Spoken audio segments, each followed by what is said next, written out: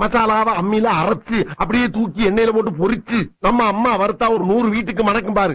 அந்த மாதிரி கமகமகமகமகமகம்னு சமைச்சு மண்டைய மாமனுக்கு வாழைய மருமனுக்கு நடு துண்ட உன் தம்பிக்கும் தனியா பொரிச்சு கொடுக்குற. எனக்கா இன்னைக்கு சமையல பின்னு பின்னு பின்ற.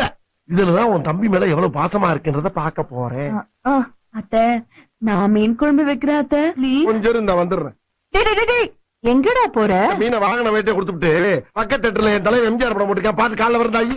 டேய் என்ன சித்தப்பா, நான் மீன் குழம்பு ரொம்ப நல்லா வைப்பேன். நீ நல்லா வைப்பேன்னு என்ன கேரண்டி? நான் கேரண்டிடா, அவர் சமைக்கும் போது நான் கூட தானே இருக்கேன். நம்பலாமா?